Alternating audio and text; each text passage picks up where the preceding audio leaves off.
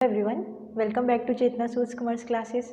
Last concept में हमने micro economics को स्टडी किया था, इसकी एक इंट्रोडक्शन ली थी और जिसमें हमने ये अंडरस्टैंड किया था कि हमारी इकॉनमी जो रिसोर्सेज हैं वो बहुत लिमिटेड हैं, क्योंकि हमारी इंडियन इकॉनमी को अगर हम कंसीडर करते हैं तो हमारी डेवलपिंग कंट्री है और यहाँ पर रिसोर्सेज बहुत लिमिटेड हैं और उनके जो ऑल्टरनेटिव यूजेस हैं वही हमें पुट करना पड़ता है उनको उनमें, तभी वो हमारा इकोनॉमिक वेलफेयर मैक्सिमाइज़ कर पाते हैं।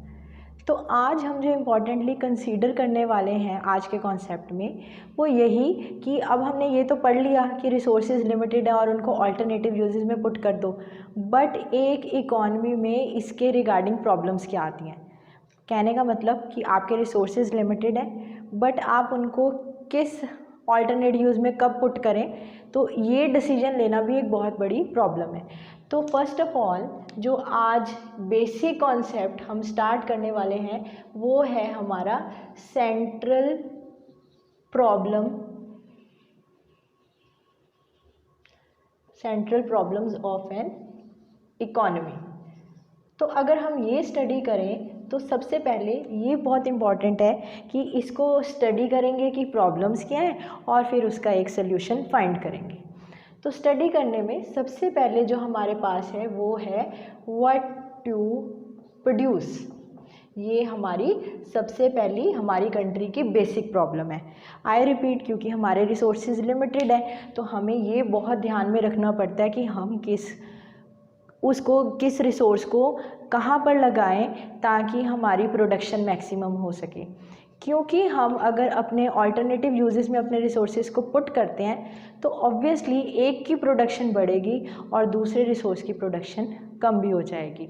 एक एग्जांपल की तरह लेके चलते हैं, मैंने आपको पहले भी अंडरस्टैंड करवाया था तो एग्जांपल से और अच्छे से आपको क्लियर कर देती हूँ मैं। सपोज़ एक ड्रॉ कर रही हूँ आपके लिए, एक फिगर ड्रॉ करती हूँ, आपको उससे अच्छे से क्लियर हो जाएगा। ये हमारी OX एक्सिस होती हैं और ये हमारी OY एक्सिस होती हैं।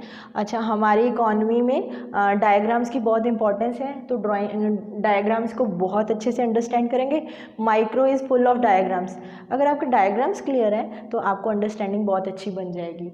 अब व्हाट टू प्रोड्यूस में अगर हम कंसीडर करें तो मैं OX एक्सिस पे राइस लेके चलती हूँ और OY एक्सिस पे वीट की प्रोडक्शन लेके चलती हूँ। हमारे पास एक गिवन हेक्टेयर ऑफ लैंड है, तो ये अज्यूम्ड मैं ड्रॉ करती हूँ कि ये मेरे पास ये कल्टीवेशन के लिए एक एरिया अवेलेबल है जिसमें मुझे ये डिसीजन लेना है कि मुझे क्या प्रोड्यूस करना है। तो अगर मैं वीट प्रोड्यूस करती हूँ तो this much level of wheat if I am producing, तो मैं राइस की प्रोडक्शन इतनी ले सकूँगी। और अगर मैं राइस की प्रोडक्शन, क्योंकि इस एक्सिस पे राइस की प्रोडक्शन है, अगर मैं ये बढ़ाना चाहूँ तो मुझे यहाँ से वीट की प्रोडक्शन कम करनी पड़ेगी। तो मैंने यहाँ से इतनी वीट फोरगो की है अगर मुझे इसकी प्रोडक्शन इतनी बढ़ानी है।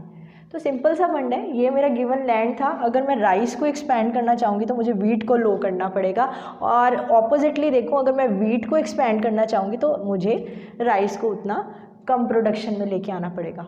तो this is regarding what to produce, यानी कि ये डिसीजन लेना कि कौन सा प्रोडक्शन ज़्यादा होनी चाहिए किस रिसोर्स की, ये डिसीजन लेना हमारी सबसे पहली इम्पॉर्टेंट प्रॉब्लम है। नेक्स्ट प्रॉब्लम पे आते हैं। हमारे पास इकॉनमी में जो प्रॉब्लम है that is how to produce. अब हाउ टू प्रोड्यूस भी एक बहुत बड़ी इंपॉर्टेंट प्रॉब्लम है, क्योंकि इसमें दो तरह की हम टेक्निक्स यूज़ करते हैं, लेबर एंड कैपिटल।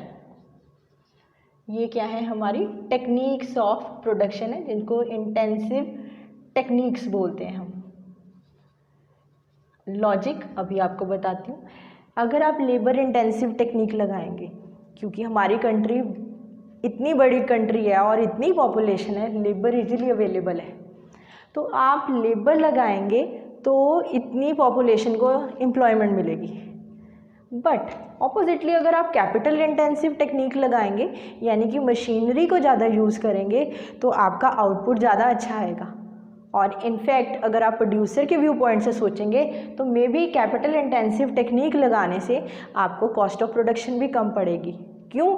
क्योंकि एक मशीन 10 लोगों का काम कर देगी, बट एक मशीन 10 लोगों का काम करेगी तो 10 लेबर हमारी क्या होंगी, अनएम्प्लॉयड रह जाएंगी। तो इस तरह से ये डिसीजन लेना कि लेबर इंटेंसिव टेक्निक यूटिलाइज की जाए या कैपिटल इंटेंसिव टेक्निक यूटिलाइज की जाए प्रोडक्शन के लिए, this is again one of the important central problem of an economy. Clear हुआ? दो प्रॉब्लम्स हमने कंसीडर की हैं। पहले की व्हाट टू प्रोड्यूस, क्या प्रोड्यूस करेंगे, उसका डिसीजन लेना मुश्किल था। हाउ टू प्रोड्यूस, कौन सी टेक्निक यूज़ करेंगे, वो डिसीजन लेना मुश्किल हुआ। And thirdly we have for whom to produce,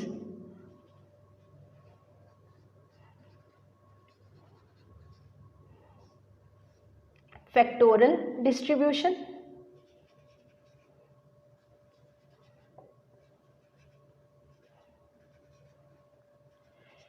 interpersonal distribution।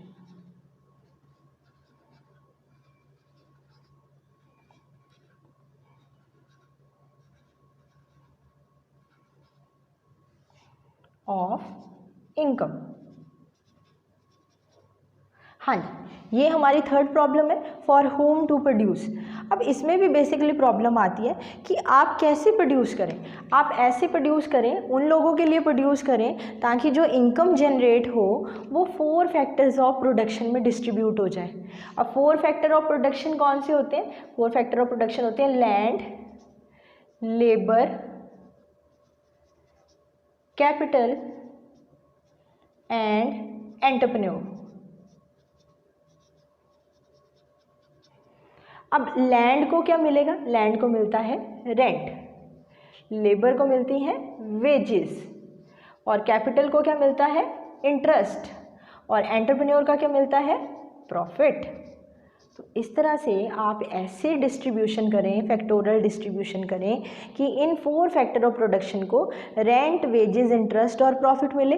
इस तरह की डिस्ट्रीब्यूशन रखेंगे, या आप इस तरह से डिस्ट्रीब्यूशन करें कि इंटरपर्सनल डिस्ट्रीब्यूशन, यानी कि जो हाउस होल्ड सेक्टर है, ठीक है, या जो प्रोड्यूसर सेक्टर है, वहाँ पर ही इनकम डिस्ट्रीब्यूट हो सके।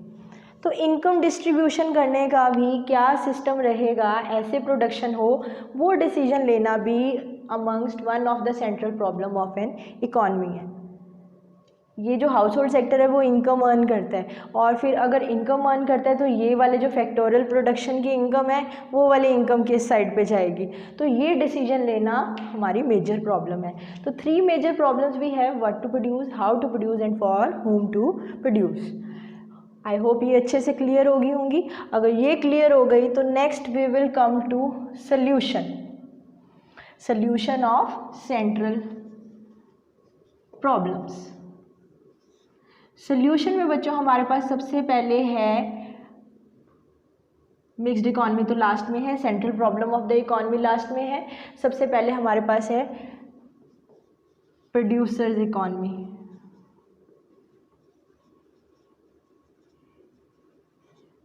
अब प्रोड्यूसर्स इकॉनमी बेसिकली कहने का क्या मतलब होगा, प्रोड्यूसर्स क्या होते हैं? बेसिकली प्रोड्यूसर्स क्या करते हैं? प्रोड्यूसर सिर्फ अपने लिए ही प्रोडक्शन करना चाहते हैं। वो क्या चाहेंगे कि आप ऐसे प्रोड्यूस करें कि आपकी प्रोडक्शन क्या हो, मैक्सिमम हो, आपका प्रॉफिट क्या हो, मैक्सिमम हो, और बाकी कुछ वेलफेयर के लिए हो ना हो वो उनकी कंसिडरेशन में नहीं है। तो प्रोड्यूसर इकॉनमी को हम मार्केट इकॉनमी भी बोलते हैं। मार्केट इकॉनमी भी बोलते हैं। क्यों? इसमें सारे डिसीजन किसने लेने हैं? प्रोड्यूसर ने लेने हैं। अब प्रोड्यूसर का बेसिक मोटिव क्या होगा? प्रॉफिट मैक्सिमाइजेशन, कंज्यूमर वेलफेयर नहीं होगा। तो अगर ऐसा सब कुछ होने लग गया तो हमें सेंट्रल प्रॉब्लम का सल्यूशन नहीं मिलेगा, क्योंकि यहाँ पर जो कुछ भी प्रोडक्शन में जाएगा वो सिर्फ प्रोड्यूसर के बेनिफिट के लिए जाएगा। तो उसका बेनिफिट होगा और पूरी इकॉनमी का बेनिफिट नहीं होगा, तो ये तो हमें सल्यूशन नहीं प्रोवाइड करती। Market economy is not a solution to central problem of an economy. Second जो हमारे पास है that is centrally planned economy. हाँ जी, ये वो इकॉनमी है, जैसे ये प्रोड्यूसर्स की थी, ये वो इकॉनमी है जो गवर्नमेंट चलाएगी। अब अगर कोई इकॉनमी गवर्नमेंट चलाएगी तो वो सिर्फ लोगों के वेलफेयर के बारे में सोचेगी, और अगर लोगों के वेलफेयर के बारे में सोचेगी तो इससे क्या होगा, कंपटीशन की स्पिरिट नहीं होगी कंट्री में, और अगर कंपटीशन की स्पिरिट नहीं ना होगी तो ग्रोथ नहीं होगी।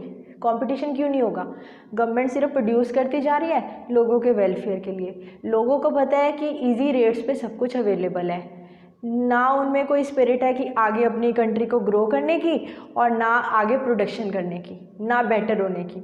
तो इस तरह की इकॉनमी में जहाँ पर सिर्फ वेलफेयर चलता जाए इकॉनमी का और आगे कोई डेवलपमेंट ना हो, कंट्री वहाँ पर अंडर डेवलप्ड या डेवलपिंग की सिचुएशन में ही रह जाएगी। तो इसलिए this is again not a solution. तो सोल्यूशन है कहाँ, सोल्यूशन है लास्ट में हमारे पास, that is in mixed economy. अब now as the name suggest, तो ये मार्केट और सेंट्रली प्लान्ड इकॉनमी का कॉम्बिनेशन है। अब इसमें बेसिकली क्या होगा, इसमें होगा कि जो डिसीजन जहाँ पर एक्यूरेटली चाहिए होंगे वहाँ पर गवर्नमेंट लेगी, और जहाँ पर डिसीजन चाहिए हो कि प्राइवेट सेक्टर ले वहाँ पर प्राइवेट सेक्टर भी लेगा।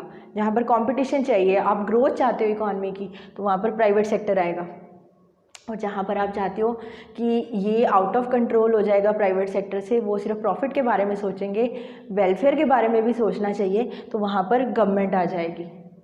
तो हमारी बेसिकली जो कंट्री है वो मिक्स्ड इकॉनमी में ही काम करती है। एग्जाम्पल देके देख लेती हूँ, अगर हम मिक्स्ड इकॉनमी जिसमें कि इंडिया काम करता है, तो अगर यहाँ पर आयरन एंड स्टील की प्रोडक्शन हो की बात हो, तो ये किसके हैंड्स में है, that is in private sectors hand.